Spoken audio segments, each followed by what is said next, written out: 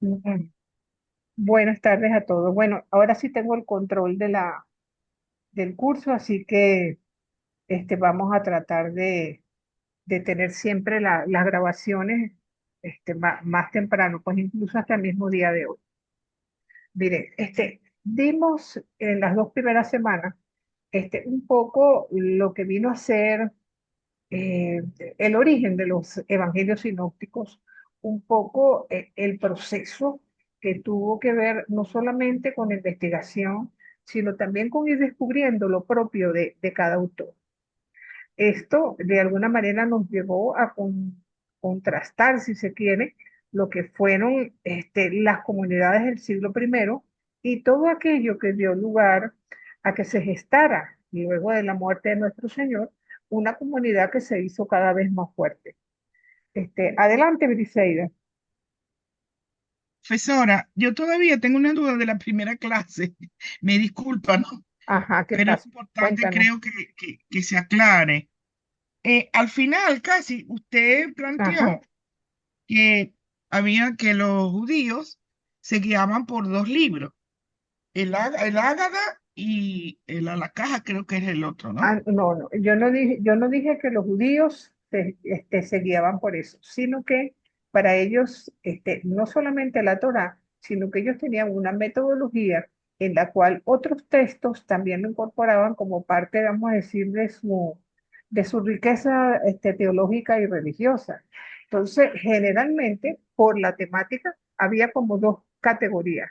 La Halaká, que generalmente eran documentos legislativos, y la Gadá, que podían ser reflexiones sobre diversos temas. Entonces, básicamente, trayéndolo al Nuevo Testamento, podríamos decir que algunos escritos del Nuevo Testamento también tienen, o si se quiere, un esquema que es bastante semejante a ese.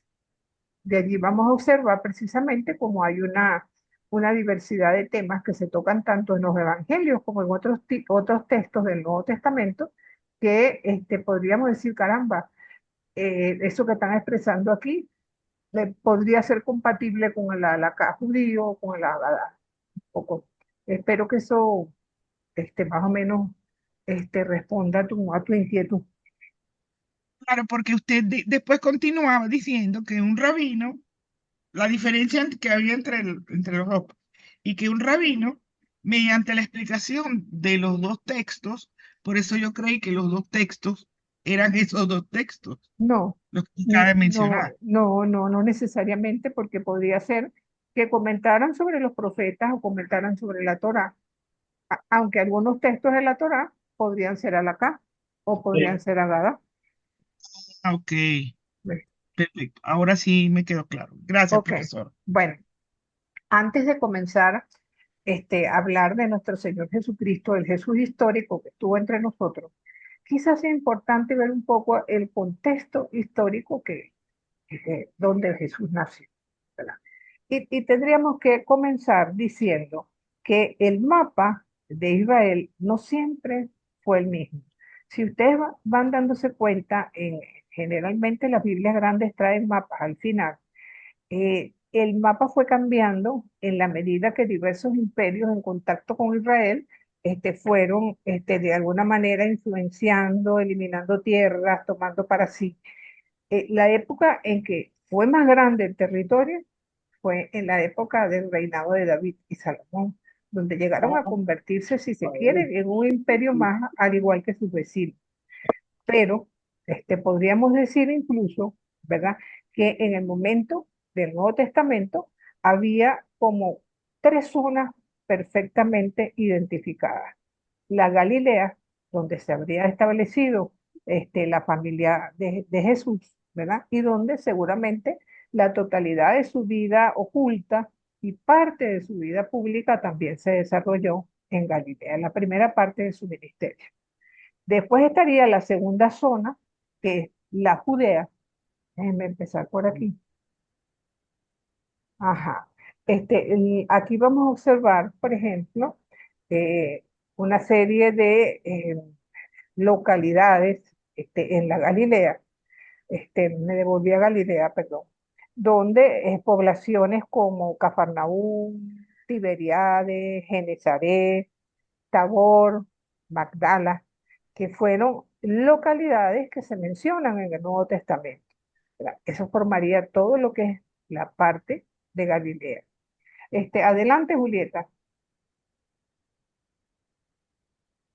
Profesora, yo no sé si será posible que usted ponga Ajá. la presentación en modo ventana o modo presentación para que podamos ver sus láminas más grandes.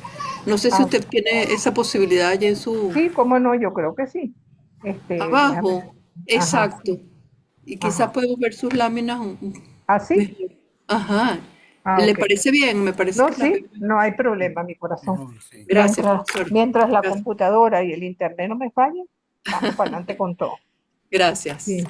Entonces, tenemos también la parte de la Judea, con Jerusalén como capital, ¿verdad? Donde Jesús realiza la segunda parte de su ministerio y donde evidentemente murió y sufrió la crucifixión y donde también resucitó, ¿verdad? En Judea, además, tenemos algunos sitios que son emblemáticos, como el Monte de los Olivos, donde iba nuestro Señor a rezar. Tenemos también el Monte Sión, donde estaba localizada el templo de Jerusalén. Otras localidades como Belén, donde nació nuestro Señor. Ain Karim, que la tradición asume que era el lugar donde nació Juan Bautista. Betsaida, Efraín, Arimatea, Emaús, Filipos, ciudades también mencionadas en los evangelios, ¿verdad? Y finalmente, ¿verdad? Tenemos lo que es la Samaría, ¿verdad? Donde, situada entre Galilea y Judea, ¿verdad? Y donde Jesús muchas veces atravesó durante sus viajes. Pero además tenemos la parte de la Decápolis, al sur del lago, ¿verdad? Donde sería hoy Jordania, y donde muchas veces también Jesús hace referencia en los evangelios. Ahí se mencionan localidades fenicias como Sidón y Tiro, Perea, Siria, de alguna manera ubicándonos en el mapa. Y eso es una tarea interesante cuando nos dicen que Jesús estaba en Galilea, que Jesús estaba en Jerusalén. Ubicarnos un poco en el mapa ayuda también a ver un poco o a tratar de comprender quizás con mayor amplitud lo que se nos está planteando, sobre todo cuando estudiamos un evangelio como el de Juan, que Juan habla de que al día siguiente, dentro de 3 días, al séptimo día, y resulta que Jesús hoy está en Judea y mañana está en Jerusalén y pasado está en Samaria. Y uno dice, bueno, para nosotros es fácil entenderlo hoy porque tenemos medios de transporte, pero estamos hablando de localidades a las que hay que ir de pie porque los caballos eran pertrechos para la gente que tenía poder adquisitivo. La gente, pobremente, lo más que podía llegar a tener era un burrito, y los que no tenían que caminar simplemente, ¿verdad? Entonces, eso nos lleva también a considerar un poco, hacer una lectura de los cuatro lados. Eso nos lleva a ver, en primer lugar, el tema político. Sabemos que hacia el año 167 los romanos derrotan a los griegos, que ya eran de la familia de los Seleucidas, ¿verdad? Y toman el dominio del mundo conocido y lo empiezan a dominar desde entonces.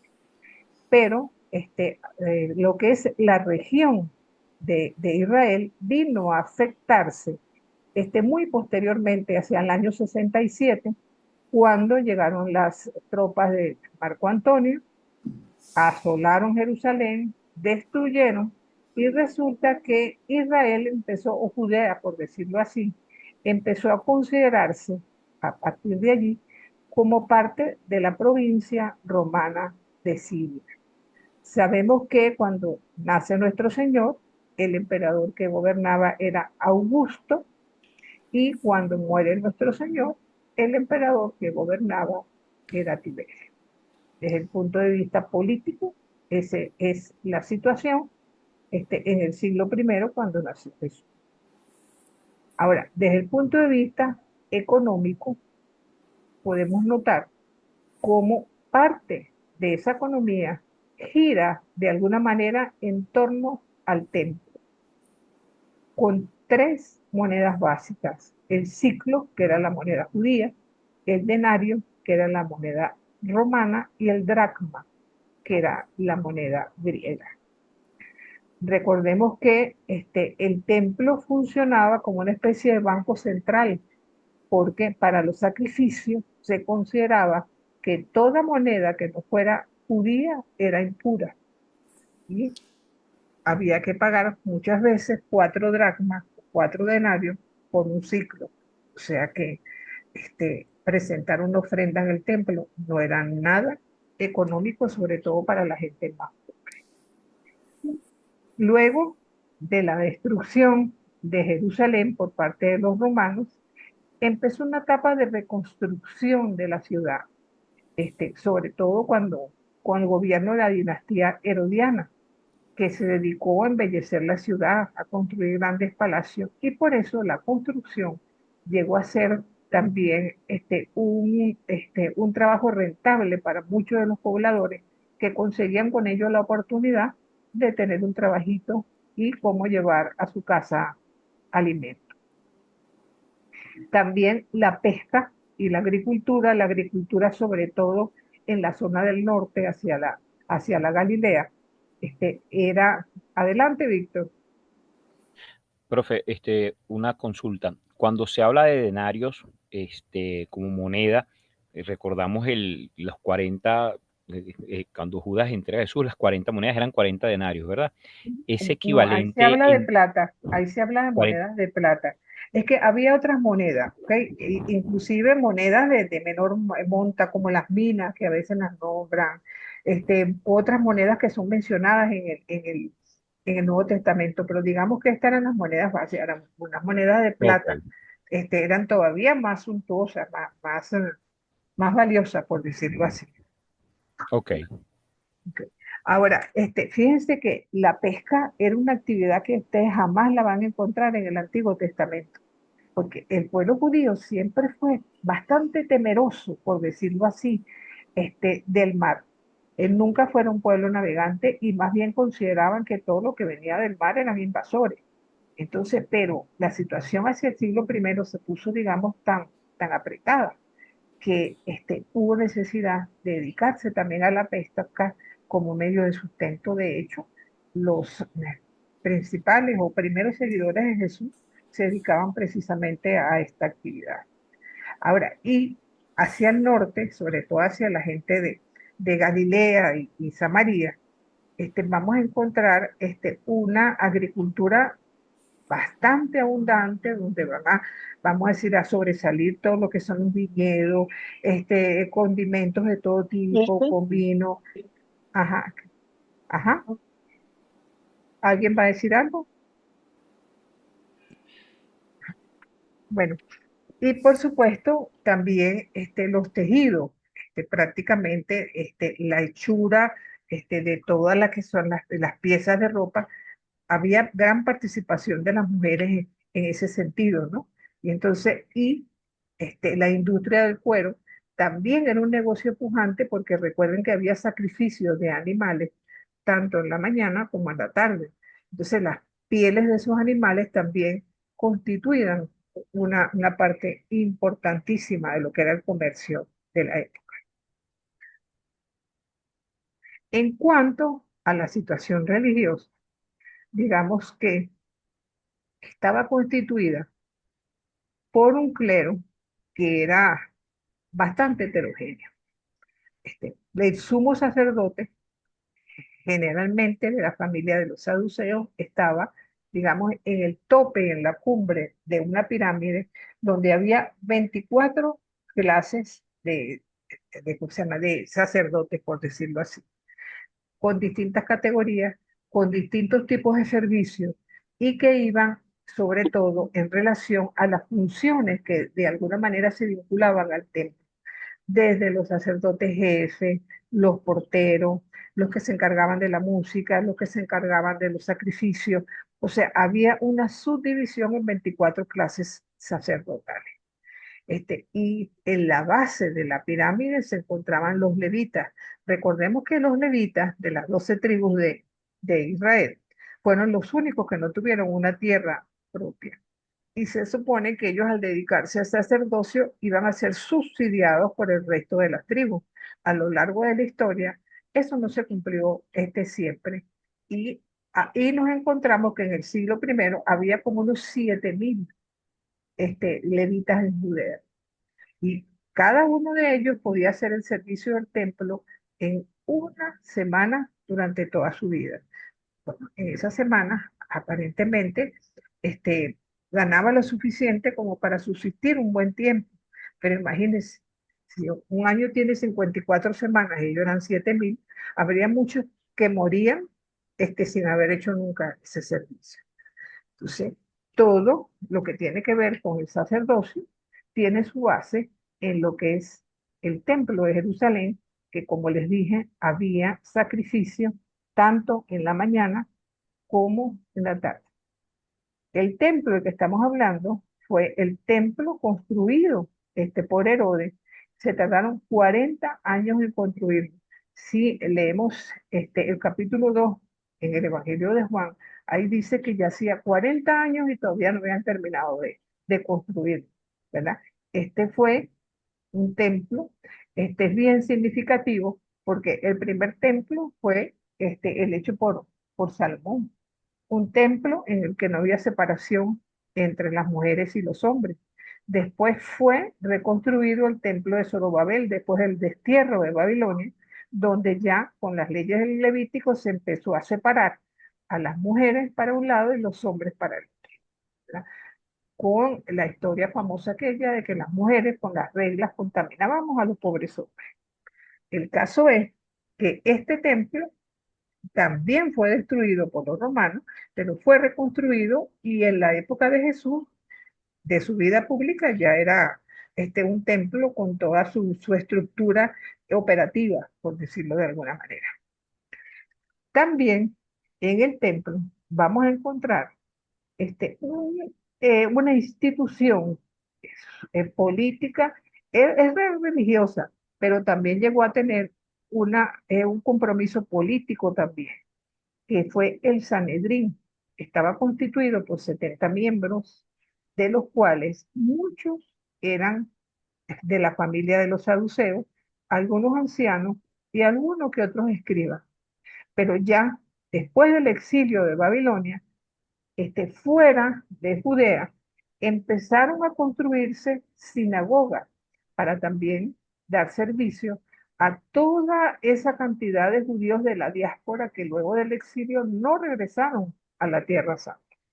Entonces vamos a encontrar cómo Jesús también en Nazaret, en la ciudad donde él vivió, también había una sinagoga. El capítulo 4 de Lucas nos lo recuerda. En cuanto a la situación social, al igual que toda sociedad, hay pobres y ricos. Generalmente los ricos pertenecían a la clase de los saduceos, generalmente eran terratenientes, gente que tenía gran cantidad de propiedades.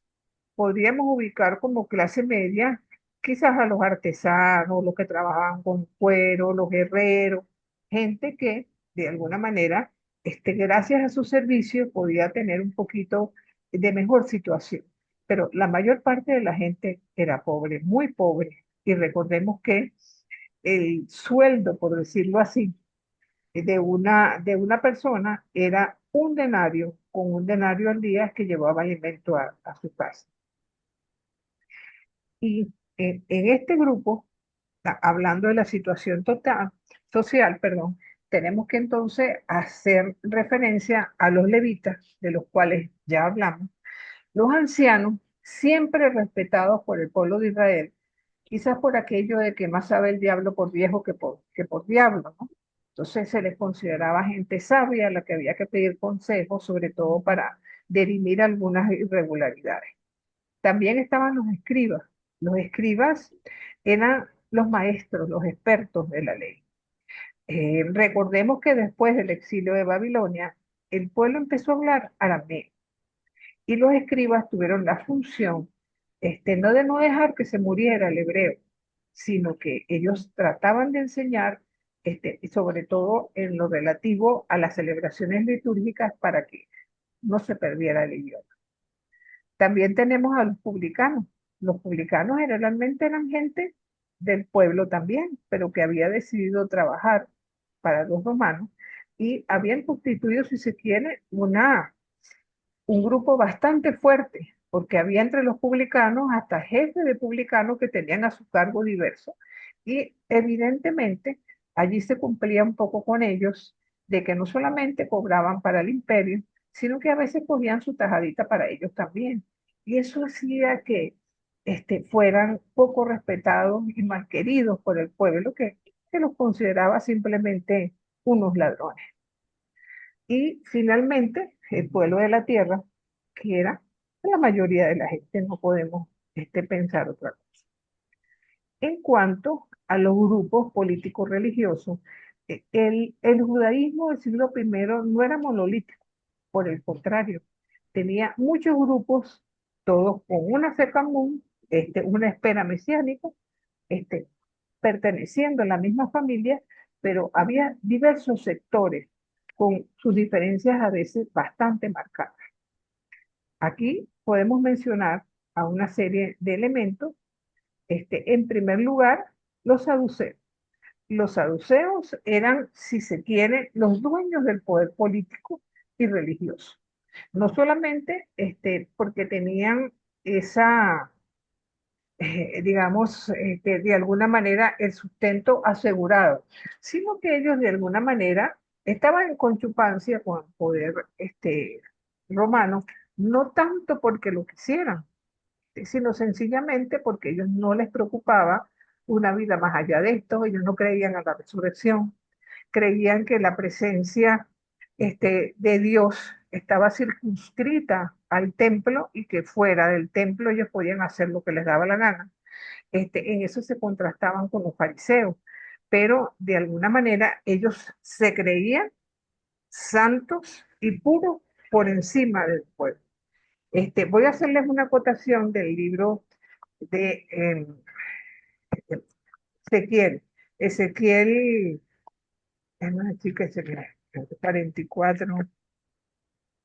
Bueno, lo sé de memoria y se los digo. 44:19 para que lo busquen luego.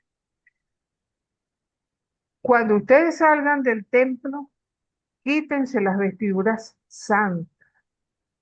No vaya a ser que al contacto con esas vestiduras, el pueblo se santifique con ustedes.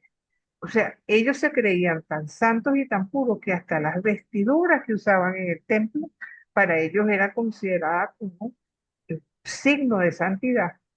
Y más bien esas vestiduras podían contaminarse con el pueblo de la tierra, que sencillamente al tocarla iba a adquirir esa santidad para ellos. Algo que a nosotros quizás hoy nos parezca un poco ridículo, pero ese era el sentir y el pensamiento de esta gente.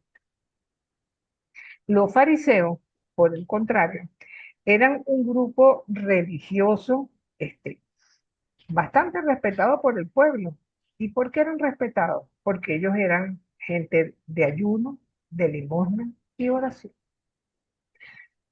Cuando nosotros pensamos en todas las críticas que hay sobre ellos en los evangelios y muchas de las palabras de Jesús llamándoles la atención, no es tanto porque ellos no cumplieran lo que afirmaban, ellos lo hacían, pero entonces se creían mejores que los demás, sencillamente porque cumplían con el ayuno, cumplían con la limosna, consideraban que el pueblo no era capaz de llegar digamos, a esa práctica religiosa de la forma como ellos lo hacían. Por eso es que son tan criticados en los evangelios. Pero en contraste con los saduceos, ellos creían en la resurrección, ¿verdad? Y ellos creían fervientemente que la presencia de Dios estaba en todas partes, no solamente en el templo.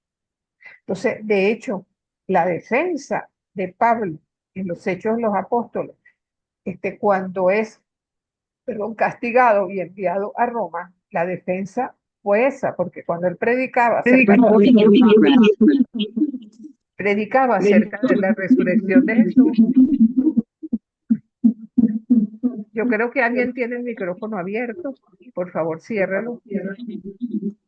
Sonia, por favor, cierra el micrófono. Sí, creo que hay dos o tres con el micrófono abierto. Sonia, Sí, y entonces, ajá, creo que Sonia también lo tiene abierto todavía. Sí, es Sonia Briceño la que lo tiene abierto. Bueno, esperemos Profe, entonces. ¿qué usted, Déjame ver si yo lo puedo usted, cerrar por aquí. Ajá, ay no, se me fue. Espérense un segundito a ver si yo lo puedo no, ya cerrar se por aquí. ¿Ya lo cerró? Ah, ok. Bueno, déjenme volver aquí a poner sí, esto listo. grandote. A volver a poner esto grande. Ok. Bueno, entonces él les decía con respecto a los fariseos eso. La crítica sobre todo era en base a esa situación. También tenemos los grupos celotes, que eran aquellos que consideraban que era por la vía de la violencia que ellos iban a liberarse de los romanos. Y por eso vemos cómo se dieron varias manifestaciones, varios conatos revolucionarios de estos grupos, uno en el siglo VI, precisamente de nuestra era, que eran personajes temidos, pues incluso que vivían hacia las montañas y que aprovechaban las épocas de las grandes fiestas para venir con la sica. Fíjense que la palabra sicario tiene que ver con esta gente, porque se trataba de que eran cuchillos curvos que ellos trataban de encajar en todo romano con el que se encontraban, con la idea que, bueno, un romano menos iba poco a poco, ellos iban a liberar el pueblo de ese yugo. Y sabemos evidentemente que no fue así. Tenemos también los esenios. Los esenios eran una especie de monje, por decirlo de alguna manera, que ellos consideraban que el Mesías nunca iba a venir en ese desorden que había en las ciudades y se recogieron aparte para tratar de tener una vida, si se quiere, hasta monástica, en donde ellos iban a estar en oración continuamente, alejados del mundanal río y del mundanal mundo, para entonces ellos sencillamente dedicarse a la oración y al recogimiento. Tenemos además los movimientos bautistas. Sabemos que Juan Bautista estaba a la cabeza de uno de ellos, pero no nace con Juan Bautista los movimientos de este tipo, ya existían desde el Antiguo Testamento. Las características de estos movimientos bautistas es que llamaban no solamente al bautismo, sino a la conversión, una predicación hacia un reino de Dios que estaba cerca y que había que convertirse para esperar. También tenemos a los herodianos. Los herodianos no eran otra cosa, podríamos nosotros decir en criollo, que eran los chupamedias de Herodes, que trataban de congraciarse continuamente con Herodes, tratando, tú sabes, de complacer sus gustos y tratar de aplaudir todo lo que él hacía. También tenemos los samaritanos, judíos también, judíos del norte, donde ellos se separaron, si se quiere, desde el punto de vista ideológico y religioso. Y esto ocurrió después de que ellos fueron, eh, vamos a decir, invadidos por los asirios, y a pesar de que muchos huyeron hacia el sur, empezaron a ser considerados como judíos de segunda porque decían que ellos se habían contaminado casándose con mujeres que eran pertenecientes a otros pueblos, que eran idólatras, que parte de la lejanía a la alianza o cuando se rompía la alianza era por culpa de esos judíos que se habían este, enredado pues con mujeres de otros pueblos. Esto no es tan cierto, porque a la hora del exilio, cuando se trató de reconstruir todo, a los samaritanos no le dieron mucha oportunidad de participar. Entonces llegó un momento que la separación fue tal que ellos ni siquiera iban a Jerusalén para las fiestas, sino que ellos hicieron un templo en el monte Garizim y es allí donde le rendían culto a Dios. Tenemos también los pecadores, la mayoría de la gente era pecadora, porque bastaba cualquier detalle para que la persona se convirtiera en una persona impura y pecadora. Eso es algo que viene desde el posexilio, donde empiezan a surgir una serie de leyes, en el momento en que se escribe el Levítico, pero también empiezan, aparte de los 10 mandamientos, a establecerse 613 preceptos de estricto cumplimiento, en el que se empieza sencillamente a decir de que ahí el sábado no se puede hacer esto y aquello. La mayoría del pueblo no conocía nada de eso. Entonces, cualquier persona que incurría en ¿cómo se llama? En una falta de esta, ya era considerada impura, ya era considerada pecadora. ¿Y cómo quitaba ese pecado? Nosotros lo hacemos confesando, ¿verdad? Ellos tenían que ir a rendir el tributo al pueblo, a hablar con el sacerdote. Entonces, de alguna manera, era algo verdaderamente terrible. Es un poco el evangelio de este domingo pasado, con el buen samaritano. ¿Cómo entender, verdad, que un sacerdote, siendo sacerdote, pasa de un herido y no lo toca?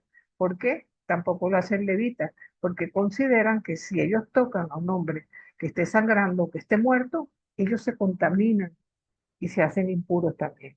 Entonces no pueden ir ante el altar hasta que no limpien esa mancha, por decirlo así. Entonces, por eso encontramos que nuestro Señor critica todo eso, le dice, pero por el amor de Dios, ¿el sábado es para el ser humano o el ser humano es para el sábado?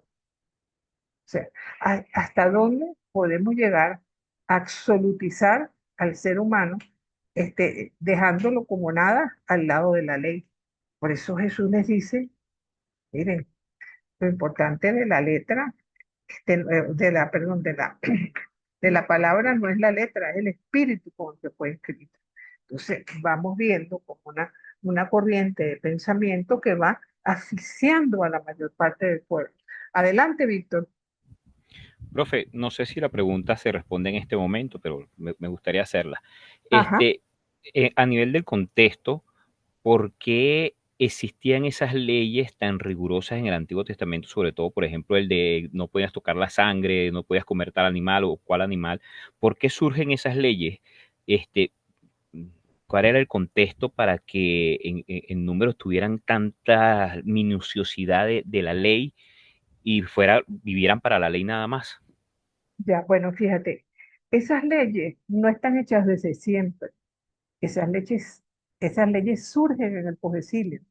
Mira, después que ellos han pasado por distintas vicisitudes, donde se han dado cuenta de que se han alejado de la alianza una serie de veces, que cuando no es un imperio que los asola es otro, que ellos comprenden después del exilio de Babilonia, estamos hablando del 587 antes de nuestra era, que después de eso ellos no van a ser más nunca políticamente independientes, que siempre va a haber alguien que de alguna manera los subyugue. Y en efecto fue así. Primero los persas, después los griegos y ahora los romanos.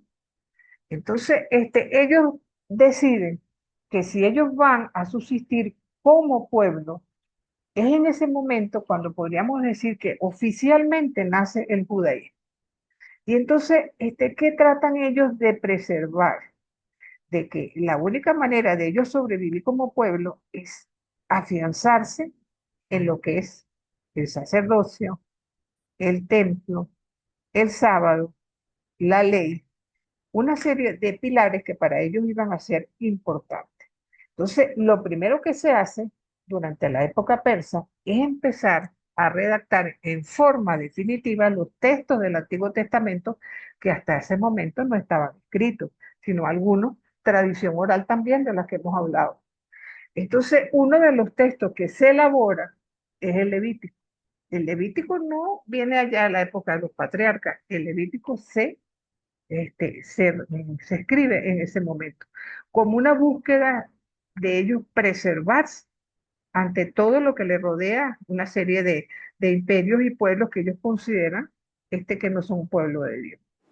Entonces, en esas leyes, ¿entiendes? Empiezan a darse una serie de contenidos que empieza cada vez más, cada vez más, cada vez más a subyugar al pueblo. ¿Y de qué forma?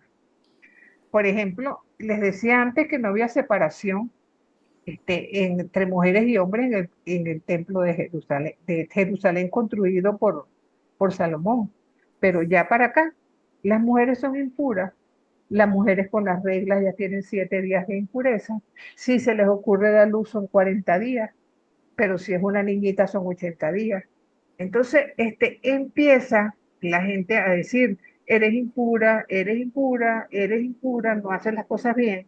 Y esa serie de preceptos empiezan a formar parte de la vida, sobre todo en un momento que al no haber rey, ¿quién va a ocupar el puesto de la mayor autoridad dentro del pueblo judío?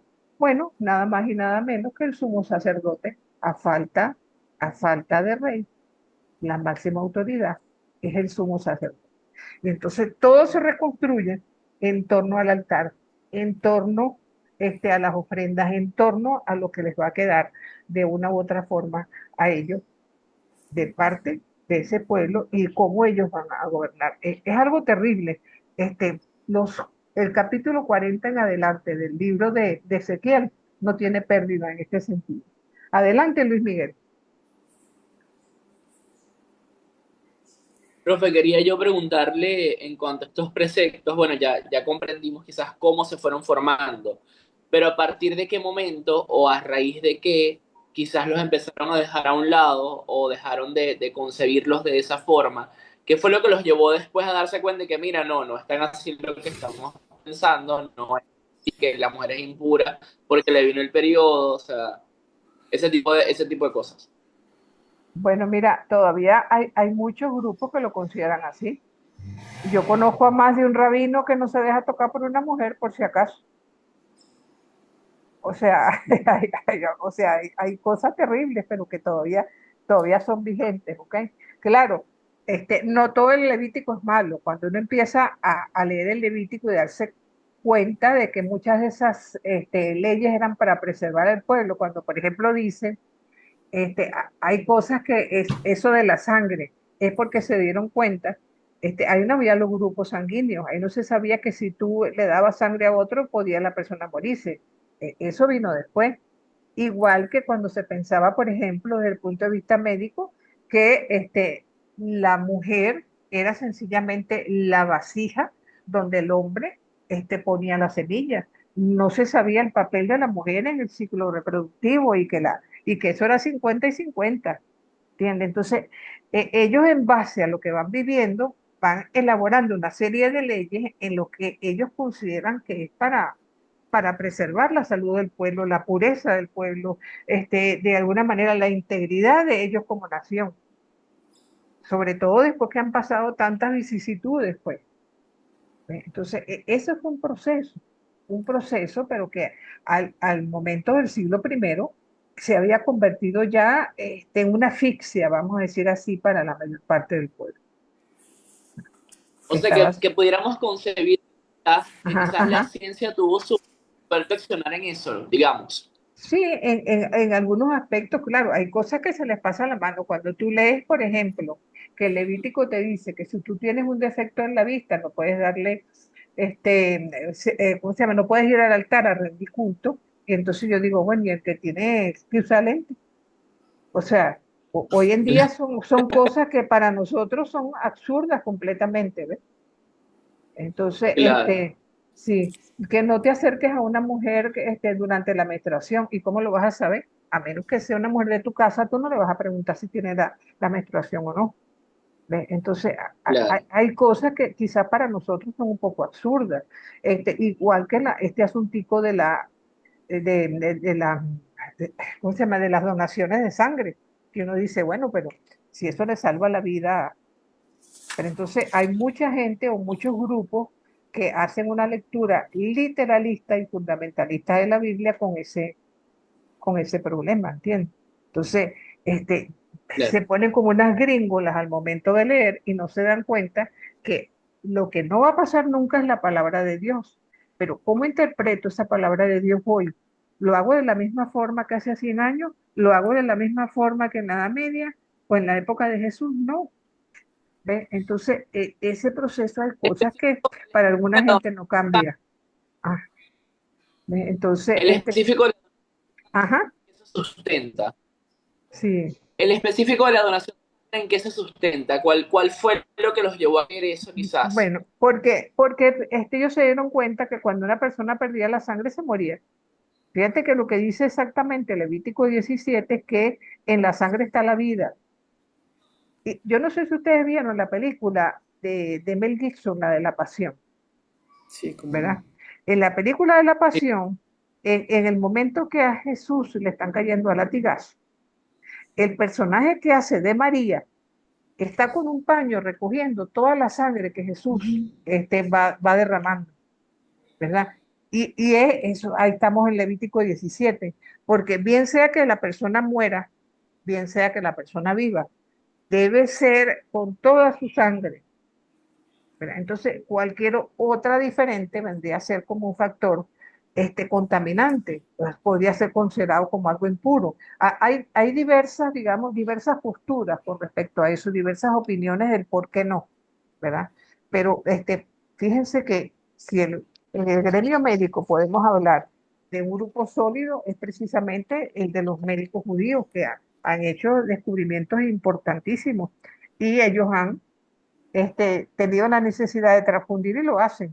O sea, en aquel momento esto era importante porque no comían cochinos. Si alguno en este grupo es médico, debe saber que los cochinos transmiten una enfermedad llamada triquinosis, ¿verdad? Entonces ellos se dieron cuenta que si comían eso, la persona podía morirse. Se dieron cuenta que cierto tipo de pescado con algunas escamas o algunas espinas hacía daño. Entonces, un pueblo pequeño empezó a darse cuenta de las cosas que tenía que eliminar para que ese pueblo fuera capaz de hacerse fuerte y grande cada vez más. Como eso, podemos hablar muchísimo al respecto. Ahora, ¿qué quería decir Julieta? Sí, tengo dos preguntitas. Ajá, Una es con relación a esta confusión. Ahorita los judíos están viviendo en el año 5786 exacto. y nosotros ya estamos hablando en cuándo comienza a contarse los años en forma progresiva y regresiva. 17 años antes de Cristo, 300 años antes de Cristo. ¿Quién establece el antes, el después? ¿Quién establece Bueno, cuándo la cuenta progresiva eso, y regresiva? eso es algo, para los judíos es otra cosa.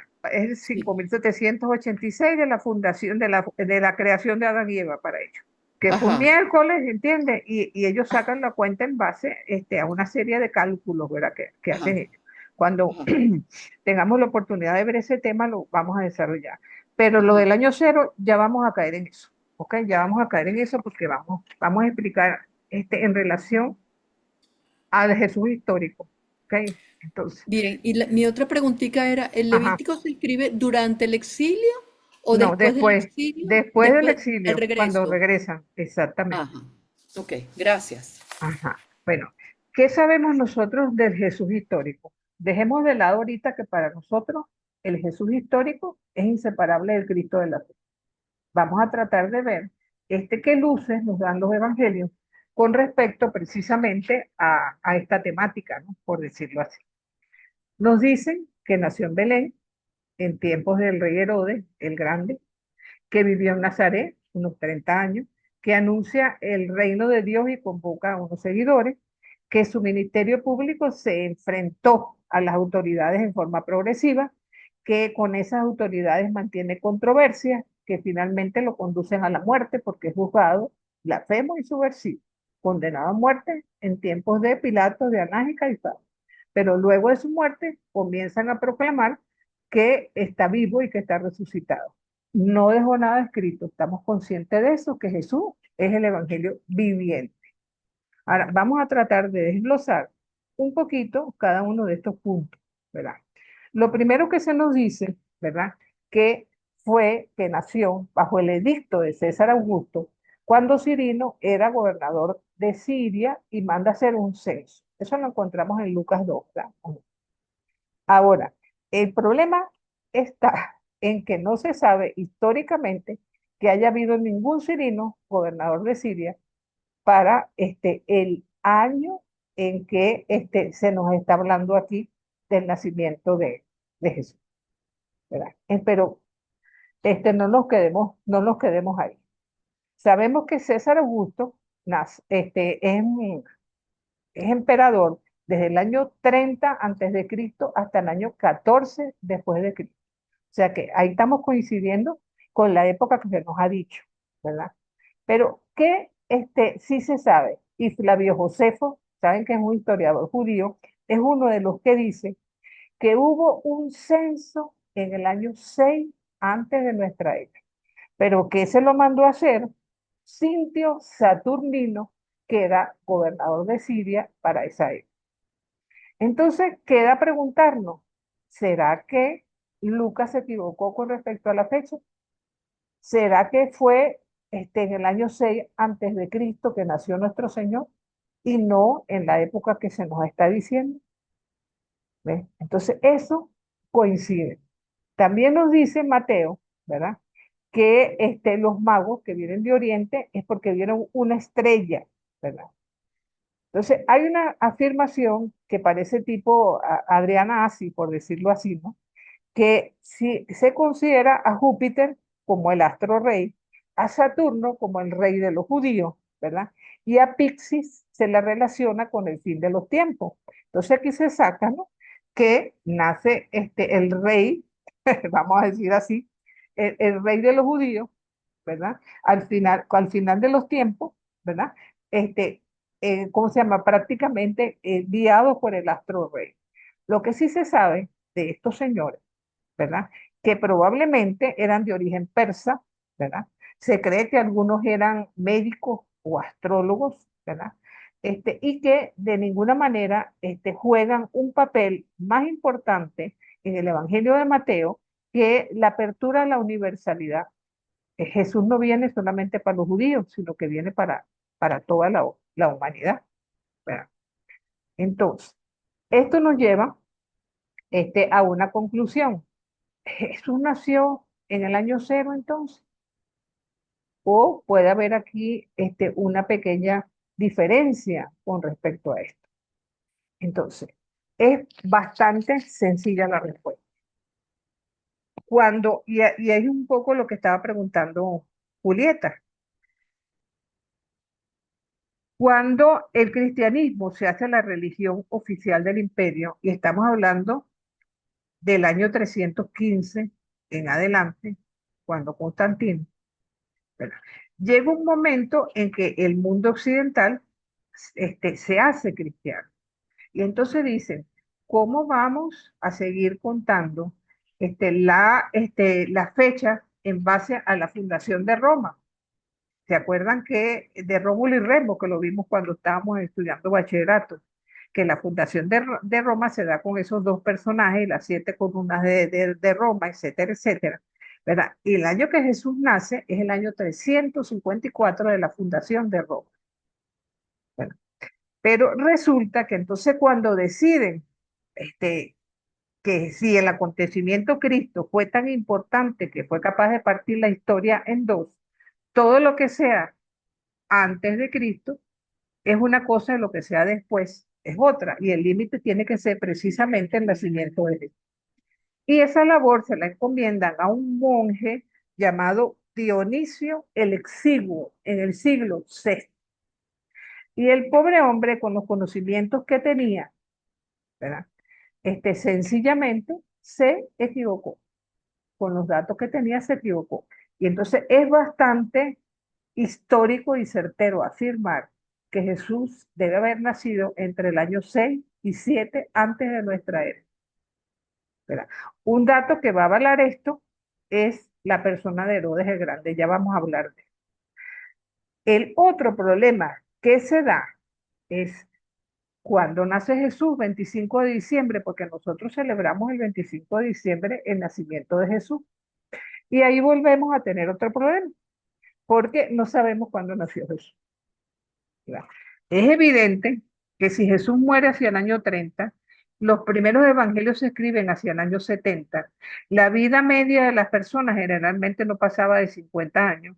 ¿Qué testigos oculares pudieran quedar que nos dijeran? Pero si yo me acuerdo cuando él estaba chiquito, él nació en tal época, o sea, no había quien pudiera aseverarnos eso. Entonces, ¿de dónde viene eso? Si para nosotros Jesús es el sol de la humanidad, ¿entiendes? Entonces, ¿qué hace la iglesia nuestra rectora en esos primeros siglos? Se da cuenta que los cristianos, a pesar de ser cristianos, de celebrar la cena del Señor, de afirmar a la Virgen María, y una serie de cosas, también siguen asistiendo a las fiestas paganas y siguen también celebrándolas y participando. Entonces, se dice lo siguiente: entre el 16 y el 24 de diciembre eran 9 días donde se celebraban unas fiestas dedicadas al dios Saturno, se llamaban saturniales, ¿verdad? Entonces, en esas fiestas se elegía un personaje de la población que lo elegían de Saturno y le rendían pleitesía durante esos 9 días. Eran días maravillosos para la gente, se derogaban leyes, se condonaban deudas, el que estaba preso salía, o sea, pero al cabo de los 9 días, el personaje que había sido escogido como Saturno era sacrificado a Saturno, ¿verdad? Entonces, el 25 de diciembre se dedicaba a una deidad del Mediterráneo llamada Mitra, ¿verdad? Entonces, uno entonces se da cuenta, ¿verdad? Que una vez que todas estas celebraciones eran celebradas por los cristianos, las cabezas rectoras de la iglesia, específicamente el Papa Julio II, declara de modo oficial y lo dogmatiza después Sixto II en el 437. Bueno, vamos a celebrar. ¿Qué celebramos nosotros entre el 16 y 24 de diciembre? La novena.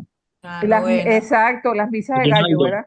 Ajá, las misas de aguinaldo, correcto. El El 25, Adviento. exacto, el 25 celebramos el nacimiento de Jesús, pero la Navidad se extiende hasta el 2 de febrero, ¿cierto, no? Que es la celebración de la Virgen de la Candelaria. Entonces, ¿qué es la celebración ígnea, verdad? Justo en el mes, que era el primer mes en el mundo romano. Entonces, todo esto, ¿verdad? De alguna manera nos lleva a considerar que la elección de esa fecha, de alguna manera, jugó un papel, sobre todo para, caramba, no sabemos exactamente cuándo nació Jesús, vamos a escoger un día donde vamos a celebrar que Jesús se humanizó, que Jesús se encarnó entre nosotros. Y por eso es la elección del 25 de diciembre. Estos son detalles, vamos a decir, superficiales si se quiere, pero también es bueno que nosotros lo sepamos porque a veces nos encontramos con que nos dicen que los cristianos es esto, que inventamos, que no, todo tiene una explicación y afortunadamente tiene explicación lógica. Si en Mitra, por ejemplo, de alguna manera viene a representar el sol nuevo, y esas festividades se extienden hasta el 2 de febrero, de alguna manera, ¿qué es lo más grande que nos ha ocurrido a nosotros como cristianos? La encarnación del Hijo de Dios, ¿verdad? Entonces, eso es importante tomarlo en cuenta. La otra cosa que se les dice es que según la ley de Moisés, y Lucas nos dice, ¿verdad?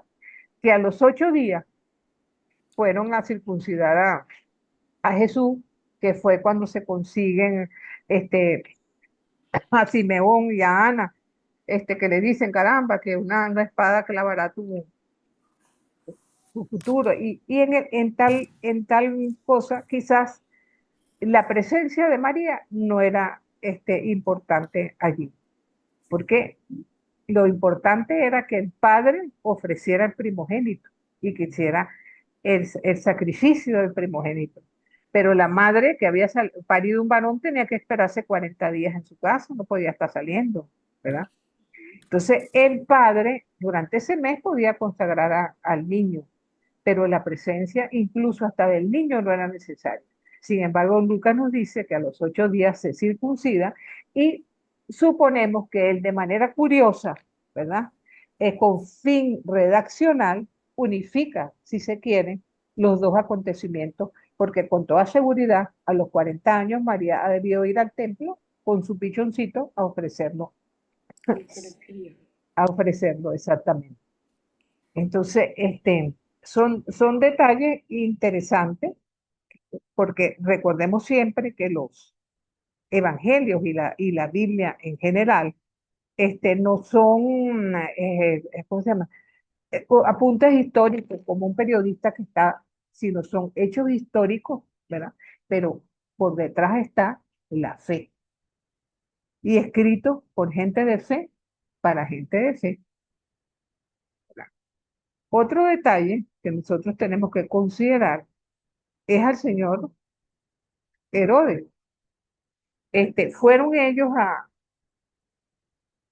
a Egipto y en época de Herodes, bueno, miren, Herodes fue un personaje histórico, estamos hablando de Herodes el Grande. Herodes el Grande muere el 27 de marzo del año 4 antes de nuestra era en Jericó. Datos extrabíblicos e históricos. ¿Ok? Si él muere el año 4 antes de Cristo, eso cuadra con la fecha posible de que Jesús haya podido nacer entre el año 6 y 7 antes de nuestra era. Pero ¿de dónde viene esto de que Herodes mandó a perseguir a los niños, que cuando los magos se fueron por otro camino para no hacerle caso? Entonces, sabemos, ¿verdad?, que el Herodes el Grande fundó una verdadera dinastía, porque sus hijos y nietos heredaron también el poder. Hoy sabemos, ¿verdad?, que Herodes, de alguna manera, era un hombre singularmente malo. Podríamos decir que asesino. Él organizó en más de una oportunidad el exterminio de recién nacidos, incluso de hijos propios, ¿verdad? Entonces, de algún modo, eso nos lo recuerda Mateo, porque recuerden que Mateo, que escribe para judíos convertidos al cristianismo, tiene muy en la mente el pueblo judío lo que le pasó a Moisés, que estuvo también a punto de ser exterminado, ¿verdad? Entonces, lo cierto que Herodes, que era de origen idumeo, ¿verdad? No era muy querido por el pueblo. Entonces, siendo cruel a todo aquel que él consideró como un posible usurpador del trono, bueno, lo asesinó, incluyendo a sus hijos Aristóbulo, a sus hijos Alejandro también, mandó a ahogar al yerno, estranguló a la madre. Entonces, uno se imagina, ¿verdad?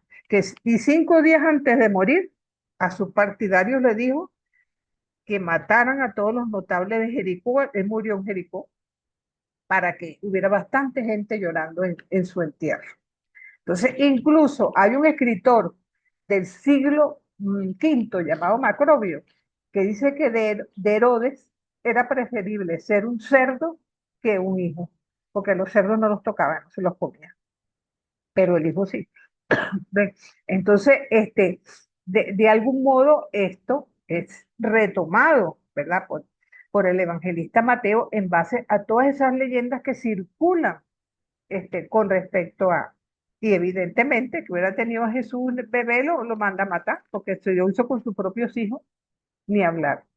Entonces, y el hecho de que haga el énfasis Mateo de que fueron a Egipto, es para que de alguna manera Jesús haga el mismo camino de vuelta que hizo Moisés, que Moisés fue de Egipto hacia la tierra prometida. Entonces, esto es muy hermoso. Entonces, esta es otra cosa. Vivió en Nazaret hasta alrededor de sus 30 años. El texto no nos dice en qué hora empezó Jesús su vida pública. Lo dice desde Juan Bautista. Nos dice en Lucas 3:23. Dice que era el año 15 de Tiberio, ¿verdad?, cuando Juan el Bautista empezó a predicar. Entonces, si Jesús y Juan Bautista son contemporáneos, y se consideraba que los 30 años es más o menos la mayoría de edad en la que empiezas a hacer tu propio camino. Entonces la gente enseguida dice, bueno, si Jesús estuvo 3 años predicando, entonces Jesús murió a los 33. Pero hay un pero, nuevamente hay un pero. Según el evangelista Juan, Jesús tuvo 3 años de predicación. Fíjense que durante 3 Pascuas de seguida, Jesús sube a Jerusalén y en la última Pascua es crucificado. Pero según los evangelios sinópticos, el ministerio de Jesús no duró más que unos pocos meses, porque las controversias continuas y permanentes con los grupos religiosos que gobernaban se hicieron de tal modo tan álgidas que Jesús antes de un año fue ajusticiado. Entonces, eso lo dejamos en stand-by, porque, como les digo, tradiciones orales, los sinópticos afirman una cosa, Juan afirma otra. Lo que sí es cierto, que nunca será 33, serán 36, quizás 37 años, ¿no?, cuando Jesús murió. Pero se sabe que en torno al año 30 es juzgado por blasfemo y subversivo y condenado a muerte en tiempos de Tiberio, Poncio Pilato, Anás y Caifás, todos personajes históricos y conocidos. Entonces, ese es otro problema también, cuando muere Jesús realmente. Adelante, José Manuel. Profe, referente justamente a esa Ah, duda que se deja entrever acerca de ajá. la duración del ministerio de Jesús, que ya sea 1 año, 3 años o inclusive un poquito más, eh, eso se basa también al proceso simbólico que tienen muchas veces los números en la Biblia y más concretamente en el Evangelio. Bueno, por ejemplo, el número 40, el número 7, el número, la cantidad de peces que Jesús sacó del mar. Entonces, siempre los evangelios también dan unas pistas en ese Numérica, aspecto. sí. Entonces, quizás por eso también está esa sospecha de que quizás el ministerio de Jesús no está sujeto tanto a los 3 años, sino que puede ser menos o más. Exactamente, en eso tienes totalmente la razón. Los escritores bíblicos utilizan mucho la gematría. Bueno, en donde la vemos en toda su expresión, vamos a decir así, es en el Apocalipsis. Pero vamos a decir que todos los números representan algo y tienen un simbolismo muy particular. Y bien puede ser lo que tú dices, como no tenemos ninguna seguridad si fue más acá o fue más allá, solamente dejamos como certeza histórica que Jesús no nació en el año cero. Eso sí lo podemos asegurar.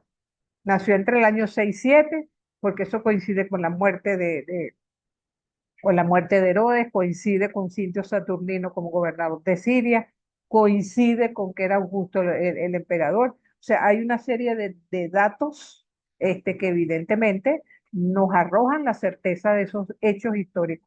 Ya esto de que si 3, que si 2, fíjate que cuando Lucas dice, ¿de dónde tomamos eso de más 3? De la predicación de Juan Bautista, como dice Lucas 3, que era el año 15 de Tiberio, y Tiberio comenzó a gobernar en el 14. 14 más 15 son 29. ¿Ves? Entonces, los sinópticos dicen que el ministerio de Jesús no fue más de un año. Pero de una manera u otra, ¿verdad? Tenemos otro problema con la muerte, porque los sinópticos dicen que Jesús muere, recordemos que era durante la Pascua judía, ¿verdad? Entonces dice que fue el 15 de Nisan, pero Juan dice que fue el 14, ¿verdad? Entonces, ¿qué días coinciden? El 3 de abril del año 33, por ejemplo, el 27 de abril del año 31 y el 7 de abril del año 30. Entonces, hoy por hoy, la mayor parte de los exégetas afirman que la fecha más probable de la muerte de Jesús es el 7 de abril del año 30, sin preocuparse mucho si era 14 o 15 de Nisan, porque recuerden que los sinópticos ponen el día antes de la muerte de Jesús la última cena, pero Juan quiere hacer coincidir la muerte de Jesús en la Pascua precisamente porque para Juan Jesús es el verdadero Cordero. Entonces, y estos personajes que tienen en pantalla, Tiberio, Poncio Pilato, Anás, Caifás, estamos hablando ahí de personajes históricos comprobados, con datos extrabíblicos que de ninguna manera mm, nos apartan pues del Jesús histórico. Me parece que Luis Miguel iba a decir algo también, ¿no? Sí, iba a hacer una pregunta, pero creo que ya se respondió un poco porque iba a preguntar que si en el año, en torno al año 30 es juzgado por blasfemo y subversivo, no pudo haber sido propio que ese mismo año le dieran muerte. Entonces ya ha declarado usted que bueno, que no es tan preciso que estamos entre una cosa y otra y por eso la duda Sí, de que se murió de 30, 33, 30 o 37. ajá, pero o sea, estos datos son interesantes porque estamos hablando del Jesús histórico, pero importa, o sea, desde el punto de vista de la fe. O sea, para nosotros Jesús es el Cristo y eso no lo cambia. Si fueron tres, si fueron cuatro, si fueron, o sea, evidentemente para nosotros da lo mismo, por decirlo así, ¿no? Pero sí, como dato histórico, tenemos nosotros que de alguna manera hacer referencia a eso. ¿No? Entonces, ¿qué iba a decir Víctor? Consulta. Normalmente las fechas, cuando fijamos la Semana Santa, la hacemos, se mueve, no es fija Sí. como, podríamos decir que es para poder dar un abanico de espacio entre una y la otra. Sé que la fijamos en función de la luna, pero del ciclo, pero ¿por qué la movemos y no le ponemos una fecha así como el 25 de diciembre? Bueno, porque en un Justamente iba a principio, preguntar, ajá, en un porque si principio, ah, una fecha adelante. aproximada, 7 de abril, como día en el que pudo haber muerto Jesús, ¿por qué no fijarle ese 7 de abril? Justo también tuve esa duda. Bueno, no se le puede fijar exactamente porque la mayoría de los exégetas dicen que murió el 7 de abril, pero hay unos todavía que afirman que fue en el 32 y el 30 de abril, o sea, no hay seguridad. Lo que sí es cierto es que las primeras comunidades cristianas fueron como extendiendo la celebración de la Pascua y llegó un momento que casi la celebraban en diciembre. ¿Ven? Entonces se vieron en la necesidad de jugar un poco con los ciclos agrícolas, como hacen los judíos, para escoger que si cuando el primer solsticio, al domingo siguiente al primer solsticio de primavera, por ejemplo, ahí van entonces a escoger que ese va a ser el domingo de Ramos. ¿Ven? Entonces, eso ha hecho que jueguen un poco con lo que inicialmente hizo el pueblo judío, que eran sus celebraciones religiosas estaban profundamente vinculadas a las celebraciones agrícolas, pues a la época de la siega, a la época de la cosecha, a la época de cada una de las actividades que ellos tenían como medio de vida. Entonces, la broma va por ahí. Adelante, Ricardo. Sí, la explicación que yo siempre he escuchado es esa, ¿no? La del apego al calendario judío, que es más lunar que solar. Y sin embargo, el Papa Francisco en años anteriores ofreció como modo de conciliación pues con los ortodoxos el que pudiéramos fijar una sola fecha para celebrar la pasión de Cristo, porque ellos todavía la celebran varias semanas después de nosotros, Varias semanas, sí. Igual que la Navidad. Fíjense igual que que a la veces, Navidad. exactamente, y creo que así el año pasado, como que coincidió la Pascua ortodoxa, la católica y la judía. Hace 1 o 2 años coincidieron todas completamente. Maravilloso. Isabela, Buenas tardes. Una pregunta rapidito. ¿Qué criterio utiliza el magisterio de la Iglesia para validar o para incorporar los evangelios apócrifos? ¿Existe alguna encíclica, algún compendio, no sé, donde se puedan validar estos evangelios apócrifos? bueno, mira, la iglesia no valida los evangelios apócrifos. Los tiene como documentos históricos contemporáneos a los textos canónicos, pero en ninguna manera los considera inspirados por Dios. vamos a dedicar una de las clases a hablar de los evangelios apócrifos, los apócrifos del Nuevo Testamento, porque no solamente hay evangelios, hay hechos apócrifos, hay cartas apócrifas, hay apocalipsis apócrifos, o sea, porque conjuntamente con los canónicos siempre, recordemos que teniendo como base la tradición oral, esa tradición oral fue riquísima y hubo textos que se alejaron de lo inspirado por Dios, o por lo menos así se consideró, dado que tenían algunos elementos que distaban mucho de lo que Jesús mostró en los evangelios, lo que nos enseña. Así que esperemos que es profundizar más en ese tema. Adelante, Sonia. Sí, un poco por hablar de la fecha en que celebramos nosotros Semana Santa, que tiene que siempre se hace referencia al que Jesús entró el domingo de Ramos, donde los judíos estaban celebrando la Pascua, ¿no? Y Sí, si vemos, nosotros también, siempre que celebramos Semana Santa, estamos muy cerquita a la fecha en que los judíos celebran también la Pascua, sí, que inclusive hay una tradición, que hay una mezclanza entre religiones, que es la de los huevitos estos de Pascua, que es una cosa que se celebra unos 2, 3 días después de la resurrección y que uno como católico no entiende que están celebrando por aquí, que están celebrando por allá, pero coincide con la fiesta judía. Un poco me imagino que si Juan quiso, perdón, Lucas quiso coincidir a la muerte de Cristo, como verlo, como ponerlo como el cordero que se estaba sacrificando, pues de todas maneras la fecha quedó asociada a las fiestas y tradiciones de los judíos, ¿no? claro. Bueno, yo creo que eso es inseparable, ¿no? En cierto modo, porque nosotros venimos de allá. Muchas de nuestras fiestas, de nuestras celebraciones, Pentecostés, hay un Pentecostés judío y todo es 50 días. Y ellos la celebración de la recuperación del templo, que de paso leen el libro de Ruth en esa celebración. Y para nosotros el Pentecostés es los 50 años después de la resurrección. Pero el origen es el mismo, aunque la significación, este, vamos a decir que coja por caminos separados.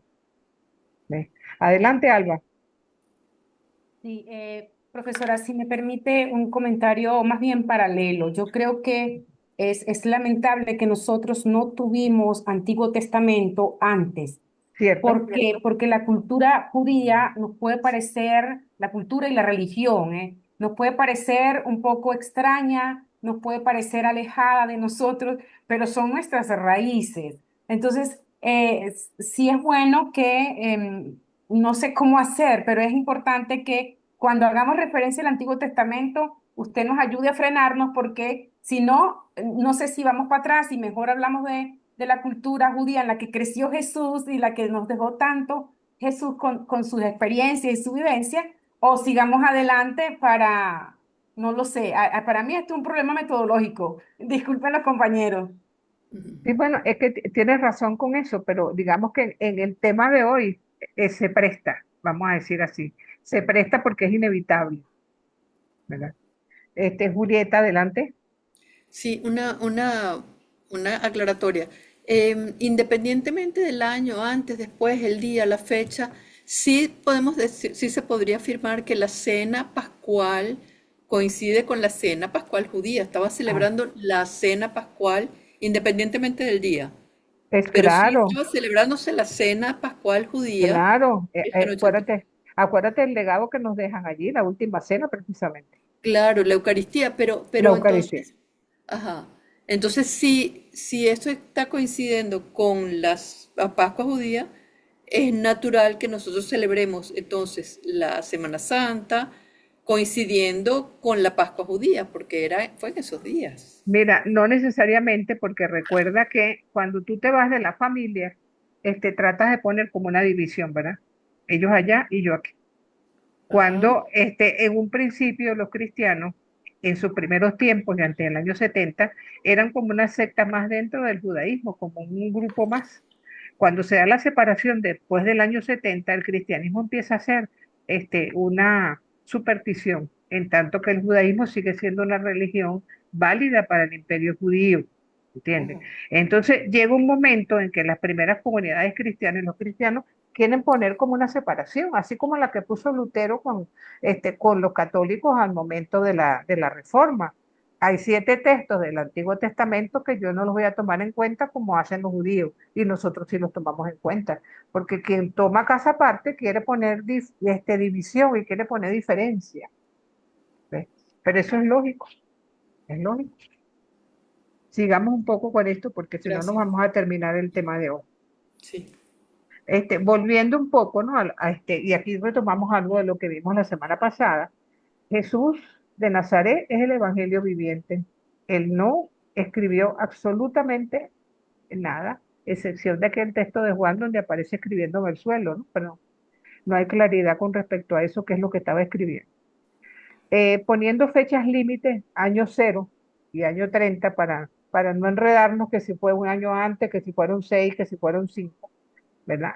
Vamos a poner como estos son los años en que Jesús estuvo entre nosotros, y pasamos al periodo apostólico, años 30 a 70, es un periodo de tradición oral, eminentemente misionero, surcado por el Espíritu, con comunidades caseras que también de alguna manera vieron la luz en este momento, con algunos escritos, como las cartas de Pablo, ¿verdad?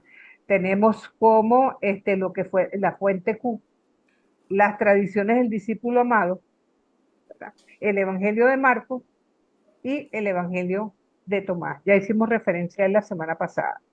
Se lo pongo en este momento porque en este momento todo en base a la tradición oral, no hay un canon determinado, con 2 grandes focos, Jerusalén y Galilea.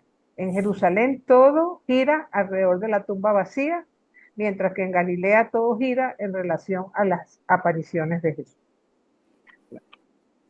Entonces, vamos a un periodo subapostólico entre el año 70 y el año 135, donde vamos a tener, ¿verdad? Algunos escritos, ¿verdad? Que son el resto de los escritos del Nuevo Testamento. Tenemos el Evangelio de Tomás, perdón, de Mateo, de Lucas y las cartas restantes de Pablo, carta a los Hebreos, Juan, Evangelio, Apocalipsis y carta, las pastorales, Timoteo y Título, Santiago, primera y segunda de Pedro, se considera la segunda carta de Pedro, el último texto del Nuevo Testamento. Y junto con esto vamos a tener otros escritos.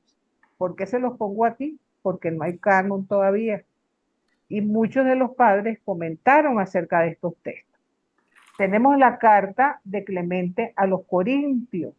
Fíjense que es contemporánea. Todos estos textos son contemporáneos a los últimos escritos canónicos del Nuevo Testamento. Se supone que Clemente fue obispo de Roma, o sea, fue papa entre el año 92 y el 101. Entonces, parece que en la iglesia de Corinto se ha producido una excisión y una serie de miembros descontentos depusieron a los obispos y presbíteros. Entonces, él, de alguna manera hace un llamado de atención, envía una carta de reprensión mostrando un interés bastante marcado porque valoren la jerarquía que ya se está gestando dentro de la iglesia. Fíjense que este es bastante temprano, pero ya se ve una jerarquía incipiente y sobre todo en base a que sí, ya la tradición oral, vamos a decir, quedó un poco en el pasado, porque la mayor parte de sus protagonistas han muerto, no hay más remedio que empezar a poner por escrito lo que falta, ¿verdad? Ya te doy la palabra, Briseida, déjame desarrollar un poquito más esto. Tenemos otro texto, que es el pastor de Hermas, que era un judío liberto, ¿verdad? Y él de alguna manera expresa en su escrito la esperanza que vive la comunidad de los pobres de Roma. Hay autores, padres de la iglesia como Orígenes, que dicen que Pastor de Hermas ha debido ser un escrito canónico. Léanlo para que te saquen su propia opinión. Tenemos también la didaje, que era como decía el catecismo de la época. La persona que confesaba a Cristo y era bautizada, la mandaban a la escuelita, por decirlo así, que era como un manual de qué es lo que tenía que hacer la persona una vez que se convertía. Adelante, Briseida. Ahora, no escuché. ¿Qué significan los números que están entre paréntesis? La fecha en que fueron escritas las cartas. Ok, gracias. Ok, Disculpe. no te preocupes. Entonces, también, ¿verdad? Tenemos la carta a Bernabé. Estamos hablando del 120 aproximadamente. Esta es una carta que surge del mundo marginal, por decirlo así. Expresa en un momento de persecución la importancia, pues, de la resistencia por parte del mundo cristiano. También hay 7 cartas escritas por Ignacio de Antioquía, entonces, que fue el tercer obispo de Antioquía. Él después de Pedro y de Bodio, ¿verdad? Entonces, él habla ya de una jerarquía de presbíteros, de obispos e incluso de diáconos, ¿verdad? Pero sobre todo habla de una iglesia de mártires y profetas, ¿verdad? Y también tenemos a Papías, que fue obispo de Hierápolis, ¿verdad? Se dice que él era amigo de Juan el apóstol. Entonces, es un testigo que une el periodo apostólico con el subapostólico. Y en sus escritos habla de su conocimiento que tiene del Evangelio de Mateo y de Marcos. O sea que estos son documentos, aun cuando no fueron documentos que entraron en el canon, son documentos que tienen cierto valor para la iglesia, ¿ok? Sobre todo porque quiénes fueron sus autores. Y es un poco con lo que estaba preguntando Isabela. No toda la literatura apócrifa está execrada, por decirlo así. Hay, digamos, escritos bien interesantes, bien profundos, bien evangélicos. Ahora, probablemente podríamos pensar que algún escrito puede haber quedado siendo inspirado por Dios, haya quedado fuera, pero creo que hubiera sido muy peligroso que uno que no lo fuera a entrar. Entonces, Ya.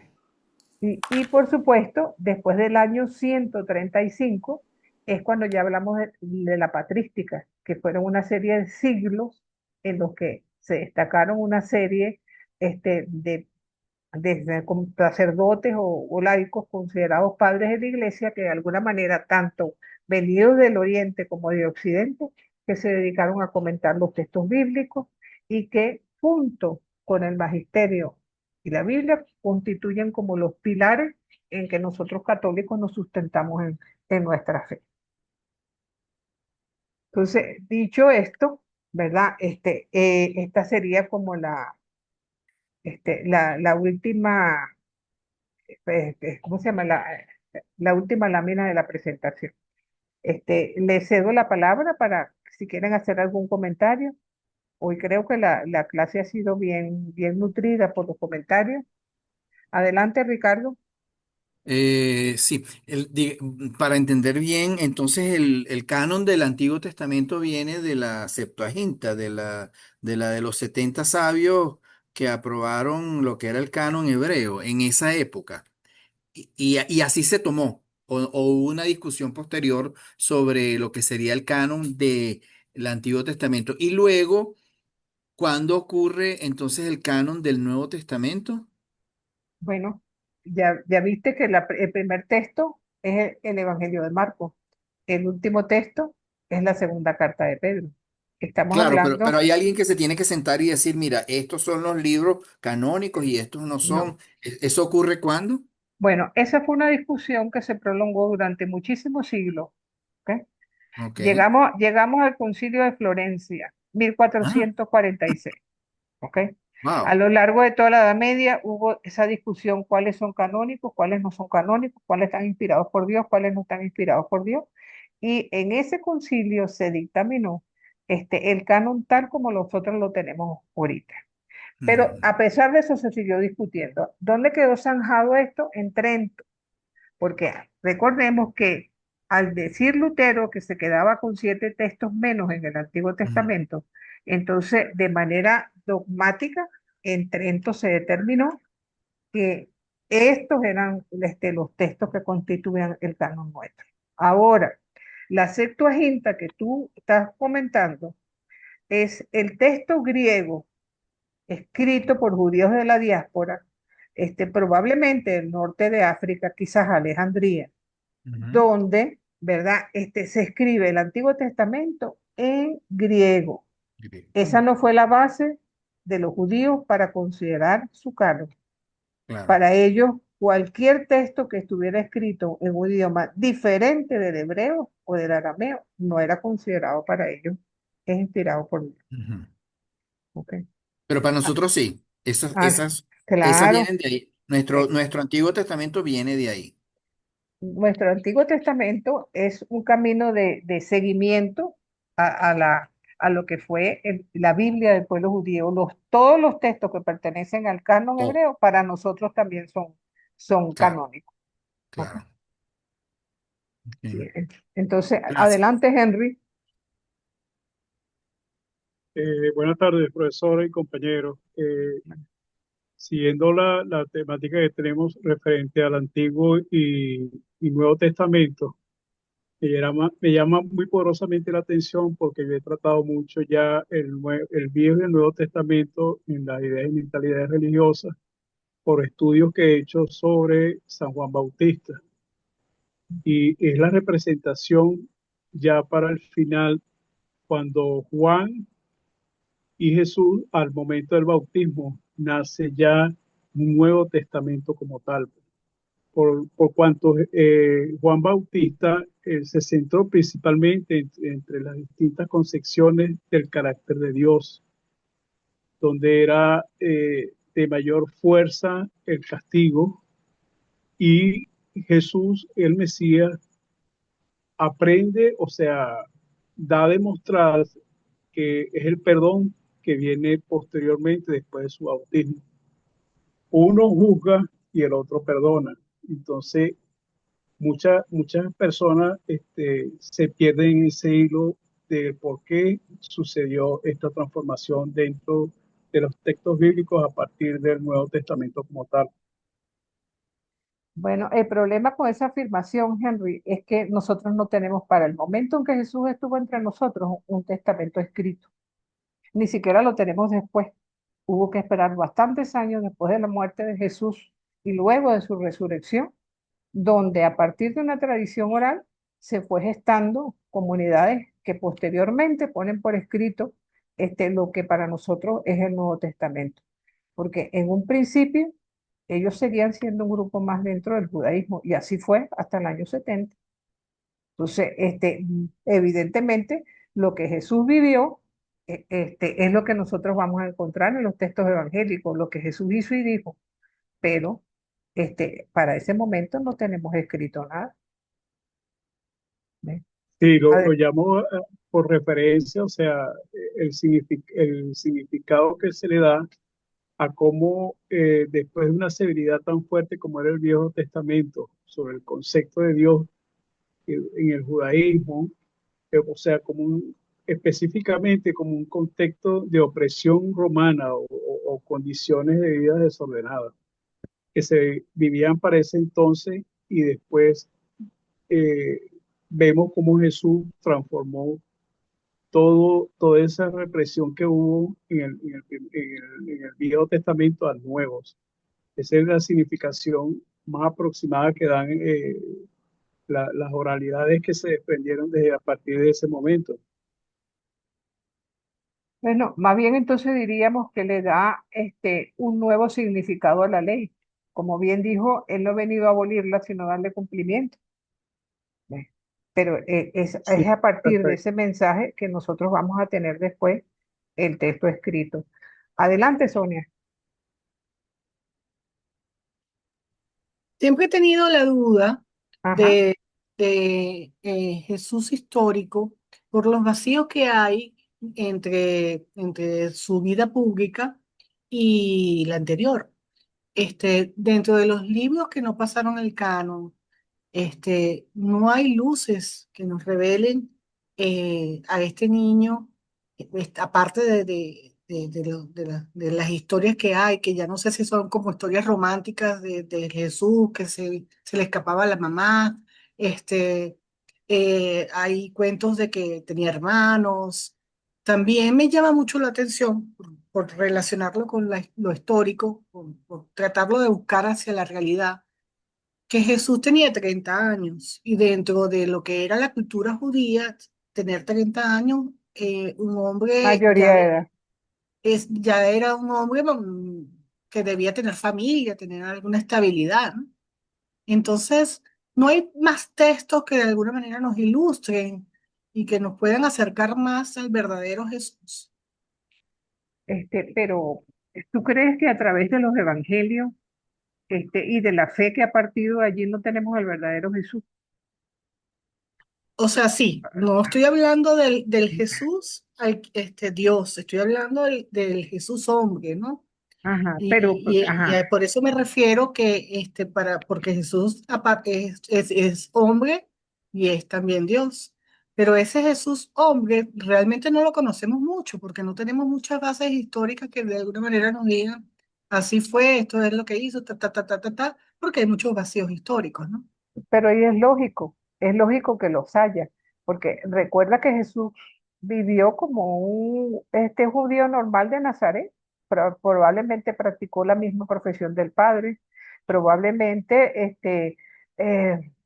se ensució los pañalitos igual que cada uno de nosotros, seguramente se le escapó a la mamá, como decías tú, todo ese tipo de cosas que todo niño de una u otra forma vive a lo largo de su vida. Pero recuerda que cuando una persona empieza a ser un personaje público, no todo el mundo investiga qué era antes de ser público, ¿ok? ¿Qué fue lo que hizo antes de eso? ¿Dónde estudió? ¿Para dónde fue? ¿Qué aprendió? Generalmente uno no puede afirmar nada de eso. De paso, entonces, se muere el año 30 y hacia el año 70 que se escriben los primeros textos. Entonces, ¿qué testigo ocular podía quedar allí? Que dijera, sí, pero yo me acuerdo cuando él estaba chiquito, que él hizo tal cosa. Yo me acuerdo que tuvo una tremendura por allá. No, es imposible. A ese Jesús histórico nunca lo vamos a alcanzar, ni por evangelios canónicos, ni por evangelios apócrifos. ¿Ok? Que hay algunos que hablan de la niñez de Jesús, pero cuando veamos los evangelios apócrifos vamos a darnos cuenta porque muchos son dejados fuera. ¿Ok? Entonces, eso es una realidad. Ahora, recordemos lo que siempre hemos dicho aquí, el Jesús histórico es inseparable del Cristo de la fe. No podemos ver el uno sin el otro y el otro, sí, porque es el mismo Jesús. Ahora, ¿qué es lo que nos interesa a nosotros como creyentes? Primero, la afirmación de que Jesús vivió. Jesús fue un personaje histórico. Hasta hubo un momento en que se dudó de que Jesús hubiera existido realmente. Hoy en día nadie en su sano juicio lo duda. Le podrá, ¿cómo se llama? Cambiar la significación, no creer en él, no pensar que era el Mesías, no pensar que sea Dios, como nosotros afirmamos, pero el Jesús histórico vivió. Ahora, si nació unos días antes, que si murió unos días después, para nosotros sigue siendo el mismo Jesús. Y eso no hay cambio en cuanto a lo que nosotros afirmamos acerca de él.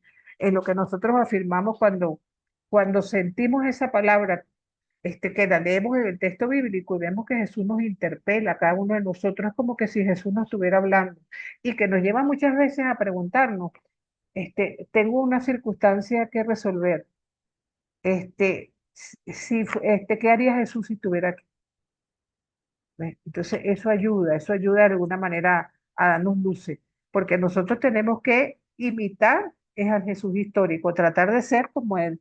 El Cristo de la fe nos queda grande, el Cristo de la fe es para adorarlo, pero es al Jesús histórico, el que estuvo aquí entre nosotros, el que nos enseñó que no podemos llegar al domingo de la resurrección sin pasar por el viernes de la cruz, pero nos dio el mejor ejemplo de cómo hacerlo, con fuerza, con fe, y con mucho amor.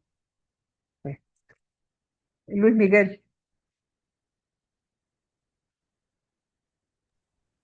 Profe, a raíz de esta clase se desprende entonces la actividad del Foro 2, Exacto, que es el contexto histórico que vivió exacto, Jesús. Pero exacto. en el título, una Ajá. breve duda que tengo, en el título dice contexto histórico que vivió Jesús, pero en la descripción dice contexto histórico en el que se dio el Nuevo Testamento. Entonces quisiera que se fijara allí si va mezclado o es uno o es otro. Bueno, en cierto modo van mezcladas las dos cosas, ¿no? Pero vale tu pregunta. Pueden enfocarlo en un sentido o en el otro, no importa. Oh, Ok. perfecto, gracias. Sí, O sea, profe, recuerden, ajá, se adelante, puede usar Ricardo. el contexto histórico o lo que estamos viendo ahorita. Mira, básicamente es como decir la apreciación personal de la clase de hoy desde Perfecto. el punto de vista del contexto en que bueno, estuvo su vida, pues la vida de Jesús, Ok, ¿verdad? gracias. ¿Ok? Recuerden que hoy tienen un foro para la semana que viene y hay algunos de ustedes que no me han respondido el primero. Yo entiendo las dificultades para acceder al módulo. Entonces, en este primero, si alguno me lo envía a mi WhatsApp o a mi correo, no tengo problema. Pero recuerden que para la semana entrante hay uno de lo que vimos hoy. Y después van a tener 3 semanas sin foro. Así que, por favor. Luis David. Ah, licenciada, no, solo quería responderle a la señora Sonia, porque primero la felicito porque, sabe, aquí muchos nos atrevemos a decir cosas que parecen muy triviales, parecen, sabe, muy obvias y no son. Yo trabajo con laicos todos los días y trabajo con religiosos todos los días. Y la duda de la señora Sonia la tienen laicos y religiosos y Así es mismo es. totalmente válida. Entonces, ¿sabes? Somos muy fáciles para juzgar y bueno, claro, es fe y razón, pero somos seres limitados y no todos tenemos mucha fe y no todos tenemos mucha razón. Yo no soy Claro, muy inteligente, pero soy curioso a lo mejor, ¿no? Entonces, claro, la misma duda que tiene ella la tengo yo, o sea, y a mí quién científicamente, ¿cómo me demuestras tú que Jesús existió? Ah, bueno, es todo fe. No, es fe y razón.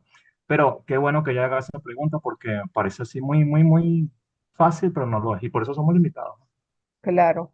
No, y hay una cosa también que lo comentaron ustedes, ¿no? Y es que lo ideal es que todo lo que están haciendo este curso ya hubieran hecho el Antiguo Testamento. Vamos a partir de allí. Pero como el ITER ofrece en semestres continuos, una vez el Antiguo Testamento, otra vez el Nuevo. Entonces, bueno, inevitablemente, los que no vieron Antiguo Testamento, hay algunas lagunas que, bueno, que trataremos de aclarar en la medida que se pueda, sin empezar a hablar del Antiguo Testamento, dejando de lado el Nuevo, que es el que nos ocupa en este semestre. Bueno, yo les deseo que tengan una buena semana. Y Dios, una breve ajá, preguntita. Ya yo pude entrar a los materiales, ya tengo acceso a todo, pero perfecto. cada semana consigo como 5 libros de 500 páginas. ¿Qué tengo que hacer con ellos? Mira, básicamente tú lo que tienes que hacer es que tengas ahí la bibliografía, eso te sirve para eso, Ajá, ¿ok? Básicamente vas a tener la oportunidad de ir leyendo con calma todos esos textos, no tienes ni que leerlos para una semana ni nada que se parezca, pero ustedes van a seguir estudiando, me imagino. Entonces, me imagino, con sí. esa premisa, ¿verdad? Van a tener de repente algún libro de consulta que quizás si no ahorita, en algún otro momento les pueda servir de utilidad. ¿Ok? Ok, pero no hay como una asignación de lo que tenemos que leer para la semana que viene, para la otra. No, no, no. Para la otra de arriba sí, pero ya no tienen tarea, solamente Ok, lectura. chévere. Gracias. ¿Ok? A la orden. Liceida, A colación de lo que dijo el compañero Ricardo, yo también tenía una duda, ¿no? Debajo del plan de clases, ajá. usted presenta toda una bibliografía, pero como intermedio hay unas bibliografías que tienen delante una raya, un renglón, o sea, como un subrayado, y después una pregunta. El libro se llama como la pregunta Tendrá- o es para con algún tendrá- objetivo. Tendrás que ser más específica porque ¿Tiene ahí el mm, plan de clase? tengo el plan de clase. Después que usted pasa las 3 páginas que son el plan de clase, Ajá, tiene la bibliografía. ajá, Sí, que una bibliografía. Creo que como en la segunda página, después que continúa la bibliografía, hay una lista que en la parte izquierda tiene como una raya y es una pregunta, toda una lista. No lo veo, no no. lo consiguió. No, lo que pasa es que también yo no, aquí no tengo toda la bibliografía, solamente la primera página, pero ahí yo Bueno, lo yo que le yo voy a le enviar una puse, foto.